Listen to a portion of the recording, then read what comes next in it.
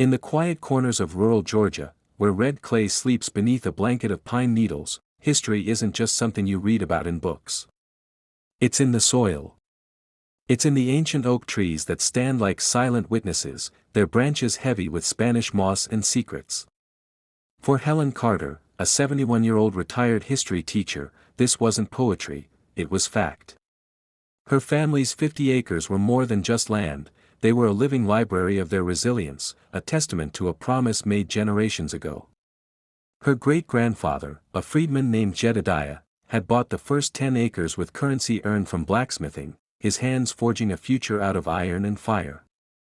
Each generation since had added to it, piece by precious piece, paying in sweat, sacrifice, and an unwavering belief that to own the ground beneath your feet was a radical act of freedom. Helen had inherited not just the property, but the profound duty to protect it. She had spent her life teaching children about the great currents of history, about empires rising and falling on the hubris of men who believed they were untouchable. She knew better than anyone that the quietest people often hold the deepest convictions, and that power rarely announces itself with a roar. More often, it waits, patient and prepared, for the arrogant to make a fatal mistake. And a mistake was coming, rolling toward her land like a tidal wave of beige vinyl siding in corporate ambition. The suburbs of Atlanta were expanding like a stain, turning forests into cul-de-sacs and old pastures into shopping centers. On the edge of her property, a new development had sprung up, the Gates of Avalon, a monument to manufactured prestige, run by a homeowners association with the kind of zealous conviction usually reserved for crusades. The HOA was presided over by a man named Richard Sterling, a developer in his late 50s with a golfer's tan, a voice as smooth as polished marble, and an unshakable faith in his own ability to bend the world to his will. Sterling saw Helen's 50 acres not as a family's legacy, but as a stubborn blank space on his map of progress. It was an untapped goldmine, the perfect location for Phase 2 of his kingdom. He'd driven past her modest brick ranch house, set back from the road and half hidden by magnolia trees, and had dismissed her instantly. To him, she was a relic, a footnote in a story he was about to write. He assumed she was either too old to care, too poor to fight, or too uninformed to matter. It was an assumption that would cost him everything. Helen, for her part, watched the construction of the Gates of Avalon with the calm, analytical eye of a historian. She saw the bulldozers tear into the neighboring woods, heard the whine of saws, and smelled the dust of progress on the wind. She wasn't afraid, she was vigilant. Her father's words, spoken to her on that very land as a young girl, were etched into her soul. "They can take a lot from you in this world, Helen," he'd said, his voice a low rumble, "but they can't take the ground from under your feet if you never give them an opening." So she had spent her life ensuring there were no openings. While others kept their valuables in a bank, Helen's most prized possessions were in a fireproof safe in her study: deeds, tax receipts dating back to the 1950s, hand-drawn maps from her grandfather, and court documents from a quiet title action she'd had her lawyer file a decade ago. That action, a preemptive legal strike, had officially extinguished any potential ownership disputes before they could ever arise. It was a fortress of paper, an invisible wall around her land, and she had built it brick by meticulous brick over 40 years. Richard Sterling, blinded by ambition, was about to run straight into it at 100 miles an hour. The first tremor came on a Tuesday morning. Helen was tending her tomato plants when she saw them, two men in bright orange vests, pounding wooden stakes into the ground near the creek that marked her northern boundary. They were 100 yards inside her property line. She felt no surge of anger, no panic. Instead, she felt a profound and chilling sense of certainty, the way a meteorologist knows a hurricane will make landfall. She put down her trowel, went inside, and poured herself a glass of iced tea. She took a sip, her eyes falling on a framed photograph of her great-grandfather Jedediah, his gaze stern and proud. Then, she picked up a small, powerful pair of binoculars from the windowsill. She watched the men for a full hour, noting their movements, the logo on their truck, the casual way they trespassed, as if they were walking on land that was already theirs. When they were done, she walked out to one of the stakes. A pink ribbon fluttered from its top. It was a declaration of intent. That evening, she didn't call a lawyer. She didn't storm over to the construction site. She simply opened her fireproof safe, pulled out a thick, leather-bound ledger, and opened it to a fresh page. At the top, in her elegant, looping cursive, she wrote the date. Below it, she began her first entry: 2 men from Sterling Development surveying near the creek. Trespass began at 9:15 a.m. Ended 11:30 a.m. This was not a diary of a victim. It was the beginning of a case file. The trap had been in place for years, silent and waiting. The prey had just taken its first, foolish step inside. Helen understood that a trap is only effective if the target doesn't know they're in it. A direct confrontation would only make Sterling cautious. It would give him a reason to double-check his paperwork, to perhaps uncover the quiet title action and retreat. She didn't want him to retreat. She wanted him to advance, to become so deeply entangled in his own arrogance that escape would be impossible. So, her first move was a masterpiece of calculated subtlety. She had her attorney, a sharp, no-nonsense man named David Chen who had handled her family's affairs for 20 years, draft a letter. It wasn't a threat. It wasn't a cease and desist. It was a simple, almost gentle, letter of inquiry. It stated that his client, Ms. Helen Carter, had noticed recent survey activity on her property, parcel number 48B, and was politely requesting a copy of the survey map and the work order for her records. The letter was a probe, designed to do 2 things: to officially put the HOA on notice that she was aware of their presence, and to force them to create a paper trail of their intentions.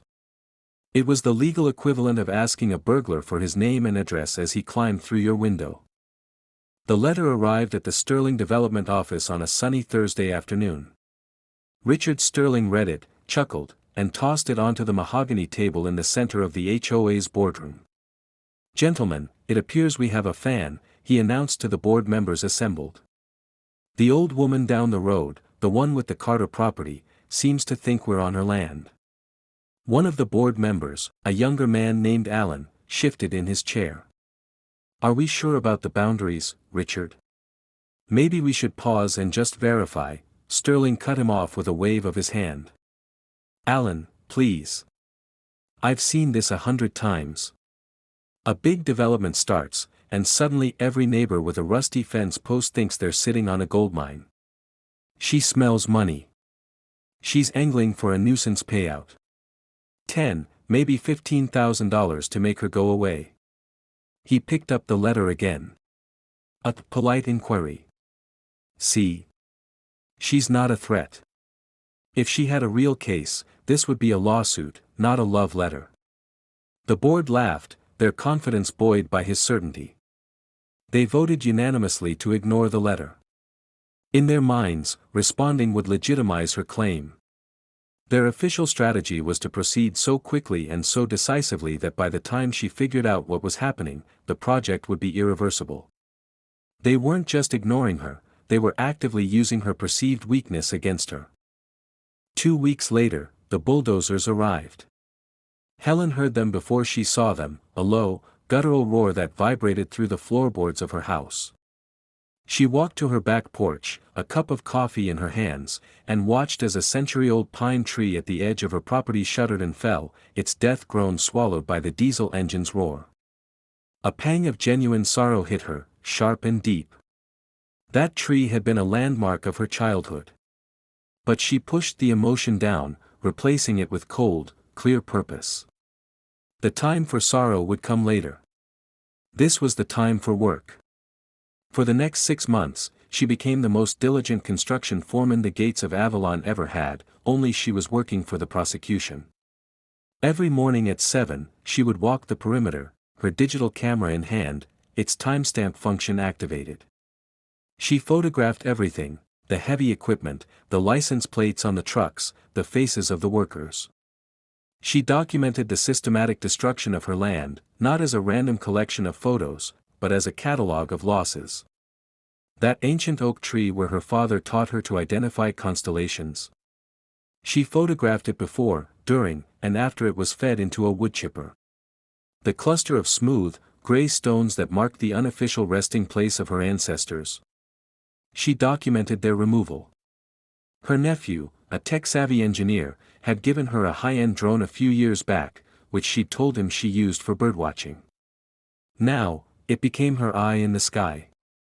Once a week, she would send the small, quiet machine high above the property, capturing breathtakingly clear aerial footage of the development's relentless spread. The videos showed the raw, red gash of construction bleeding deeper into the green heart of her land. It was undeniable, irrefutable proof, captured from a perspective they never imagined. In her ledger, she cross-referenced every photo and video with handwritten notes. June 12, foundation poured for Lot 1. GPS coordinates attached. Concrete trucks from Apex Corporation. See video file D0612. She was not just building a case, she was creating a historical archive of a crime in progress. While Richard Sterling was hosting champagne luncheons for potential buyers and boasting about his vision for a community of tomorrow, Helen Carter was quietly preserving the truth of yesterday. The contrast was absolute. He operated in the world of press releases and glossy brochures, a world of illusion and salesmanship. She operated in the world of facts, of evidence, of the unforgiving and permanent record. They thought they were building 96 dream homes. In reality, they were building 96 exhibits for the plaintiff, and Helen was collecting the receipts for every single nail.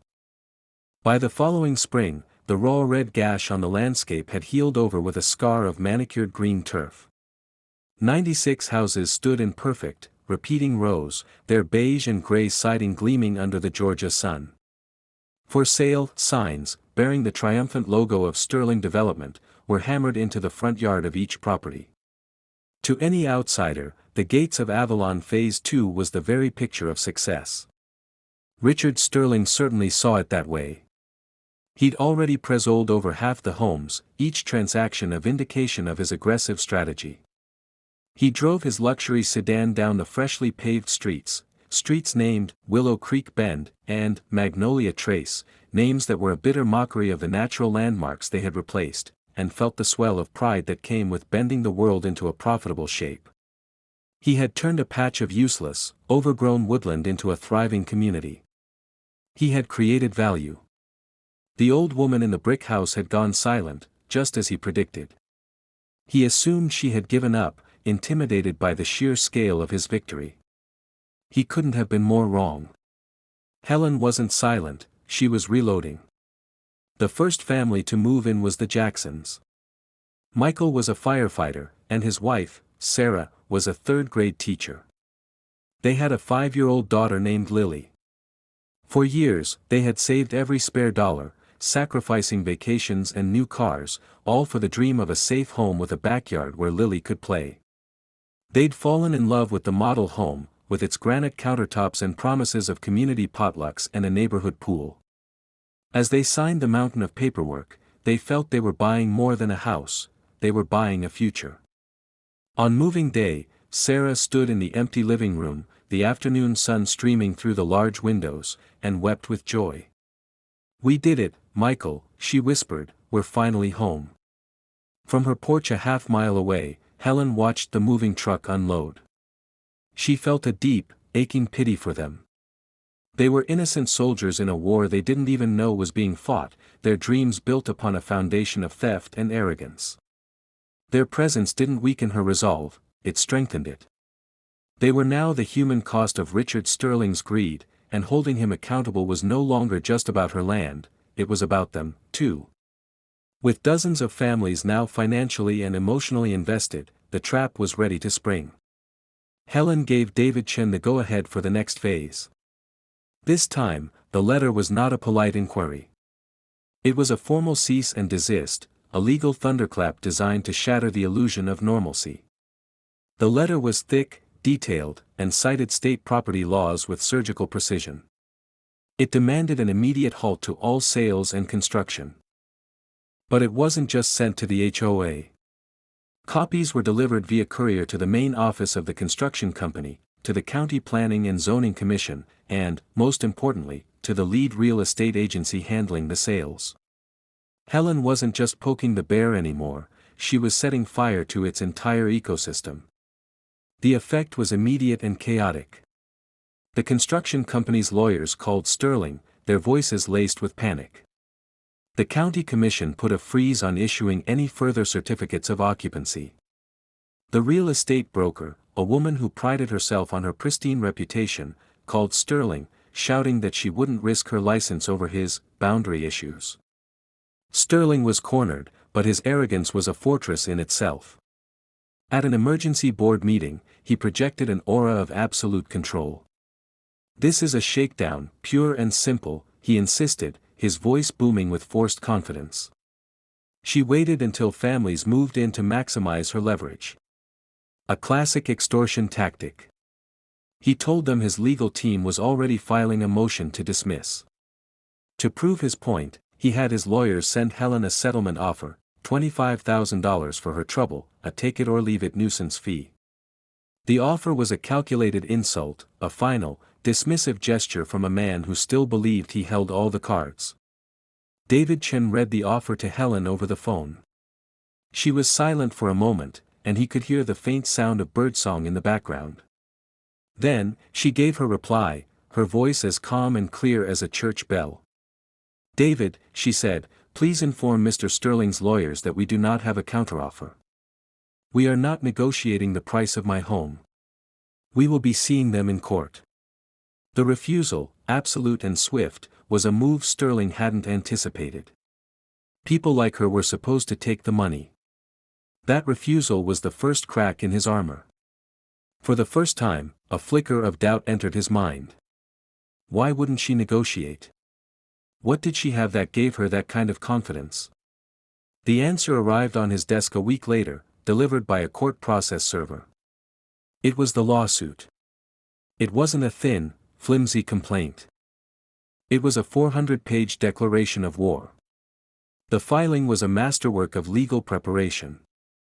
It included the complete chain of title for her property going back to 1888, copies of every tax receipt for the last 70 years, and the unassailable record of the quiet title action from a decade prior. But that wasn't all. Attached as exhibits were a dozen, high-resolution, time-stamped photographs showing Sterling's crews tearing down fences on her land. There was a satellite map overlay, professionally rendered, showing the 96 new houses sitting squarely inside her property lines. And on the final page, a chilling appendix simply titled, "A full catalog of more than 2,000 photographs and 40 hours of aerial drone footage is available for discovery." Reading it, Richard Sterling felt a cold knot tighten in his stomach. This wasn't a nuisance claim. This wasn't a shakedown. This was an ambush. He finally understood. The quiet old woman hadn't been sleeping. She had been watching, documenting, and waiting. The trap he had walked into wasn't made of sticks and leaves. It was made of paper, proof, and the unbending power of the law. The Bibb County Courthouse had rarely seen a civil case draw a crowd like this. The air inside courtroom 2B was thick with the scent of anxiety and cheap coffee.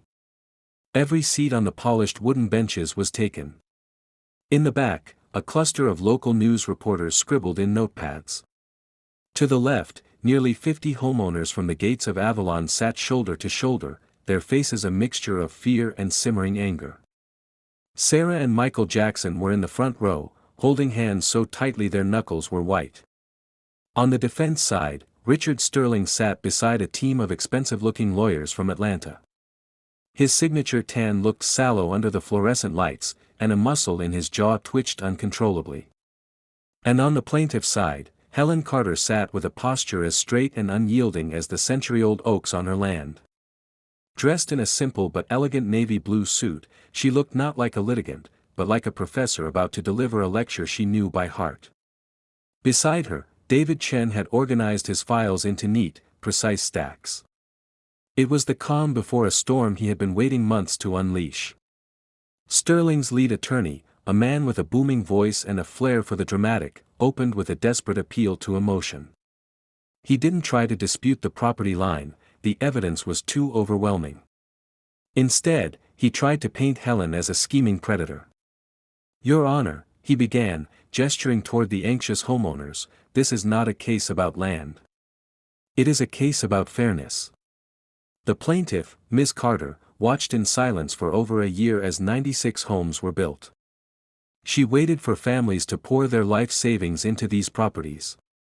She waited until the moment of maximum financial and emotional pain, and only then did she spring this lawsuit. This is not justice. This is an opportunistic shakedown, and these innocent families are her hostages. He was framing the narrative as one of a cruel woman who allowed a mistake to happen just so she could profit from the fallout. It was a slimy, but potentially effective, strategy.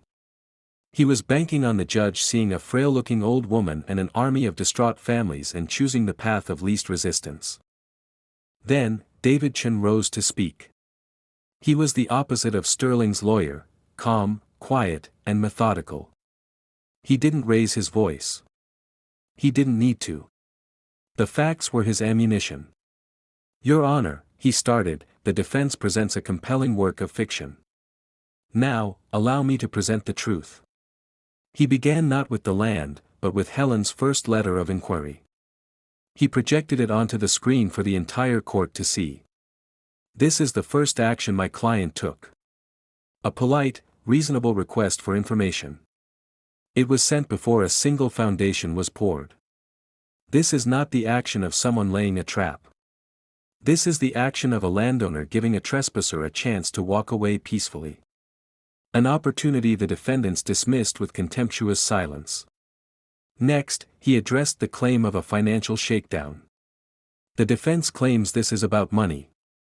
And yet, when their client, Mr. Sterling, made a nuisance offer of $25,000, my client refused to even make a counteroffer. Because from the very beginning, this has not been about a price. It has been about a principle. Then, he delivered the killing blow. He presented the certified copy of the quiet title action from 2011. Your Honor, 10 years before the defendants ever broke ground, my client took every legal step to secure her title against any and all future claims. This document, filed and recorded with this very court, effectively makes her ownership ironclad. The defendant's failure to find this public record is not my client's fault. It is a case of gross, willful negligence. The air went out of Sterling's legal team. They had no counter to it. One by one, David Chen presented the evidence Helen had gathered. The time-stamped photos. The surveyor's report confirming the trespass. He even played 30 seconds of the drone footage, showing a panoramic view of the entire 96-home subdivision sitting undeniably, completely, on Helen Carter's ancestral land. The courtroom was silent, captivated by the sheer, overwhelming weight of the proof. The final witness was Helen herself. When she took the stand, her presence commanded a quiet respect. Sterling's lawyer tried to fluster her. Mrs. Carter, he began, his voice dripping with condescension, you're a teacher. You understand right from wrong. Why didn't you do more? Why didn't you stand in front of the bulldozers if you truly cared about this land? Why let these families move in? Helen looked not at him, but directly at the judge. Her voice was steady and clear. My father taught me that you cannot reason with a man who believes his pockets are deeper than your rights, she said. I sent a letter. I was ignored. My purpose was not to argue with construction workers. My purpose was to meticulously document the truth. The defendants were committed to their course of action. I, in turn, was committed to mine, ensuring that when this day came, the truth would be undeniable. The lawyer tried one last time. So you admit you did nothing? Helen's eyes finally settled on him, and they were as hard as granite. I did not do nothing, sir, she corrected him. I prepared. You see, the trap you claim I set wasn't for those families. It was for the arrogance that put them there. The judge had heard enough. She didn't even retire to her chambers. She called a 30-minute recess and returned with a verdict. In the matter of Carter versus Sterling Development and the gates of Avalon HOA, she announced, her voice leaving no room for doubt, this court finds in favor of the plaintiff, Helen Carter, on all counts. She declared Helen the sole, legal owner of the 50-acre parcel and every permanent structure built upon it. She then looked directly at Richard Sterling. Your company's lack of basic due diligence is an act of corporate recklessness so profound it is staggering. You did not just build on land you didn't own, you gambled with the lives and fortunes of 96 families without a second thought. That is not just negligence, it is a moral failure. The gavel struck the wood, the sound cracking through the stunned silence. Sarah Jackson let out a single, heartbroken sob. Richard Sterling stared forward, his face a mask of disbelief. And Helen Carter, the quiet historian, the woman they had dismissed as a footnote, closed her eyes as the ruling washed over her. Justice, like history, had a long memory. The scene outside the courthouse was one of pure chaos. Richard Sterling, his face ashen, was immediately swarmed by a mob of furious homeowners and reporters. Shouts of "liar" and "you ruined us" rained down on him as he shoved his way through the crowd, a man drowning in the consequences of his own arrogance. His empire had collapsed in the space of a single afternoon. In stark contrast, Helen Carter was quietly guided by David Chen through a private side exit, bypassing the media circus entirely. She stepped out into the warm Georgia sunlight, took a deep breath of the free air, and felt not triumph, but the quiet, profound relief of a long battle finally won. Her fight had never been for the spotlight, it had been for the soil, and the verdict was all the vindication she needed. In the months that followed, the fallout was catastrophic for Sterling and his partners. Faced with a liability of 96 homes, the HOA and Sterling Development crumbled into bankruptcy. The man who had once been the king of suburban progress became a local pariah, his name synonymous with disgrace. The homeowners, however, were caught in a legal abyss, living in houses they didn't own with mortgages that were now worthless. Their anger and fear were immense, but it was now correctly aimed at the man who had deceived them. They were victims, and Helen knew it. She had no intention of evicting them. Her fight had been with the arrogant, not the innocent. Working with David Chen, she demonstrated a final, masterclass of character. She instructed him to negotiate not with the homeowners, but with the banks that held the mortgages and the insurance companies that had backed the development. A complex but compassionate solution was formed, a trust was established to manage the property. Instead of being thrown out, the families would pay a modest land lease to the trust, securing their right to stay in their homes. The massive settlement funds eventually recovered from the developers' insurance policies were then used to purchase the land from Helen at its fair market value, officially transferring the parcels to the homeowners. It was a solution that held the guilty parties financially responsible while providing a life raft to their victims. Helen Carter didn't become a landlord, she simply forced the system to clean up its own mess. A year later, Helen walked the undeveloped portion of her property near the creek, the part she had successfully saved. In the distance, through the pines, she could see the rooftops of the neighborhood. It was a permanent scar on her family's legacy, a reminder of the battle she'd had to fight. But the land, her ownership, and most importantly, the principle, had remained intact. She had been underestimated, dismissed, and ignored because of her age, her race, and her quiet nature. They had mistaken her silence for weakness, her patience for apathy. They didn't realize they were marching into a fortress built by generations of resilience and fortified by a history teacher who knew the value of keeping meticulous records. Her story became a quiet legend in the county, a potent reminder that the most dangerous opponent is often the one you never see coming. True power isn't about the noise you make, but the truth you can prove.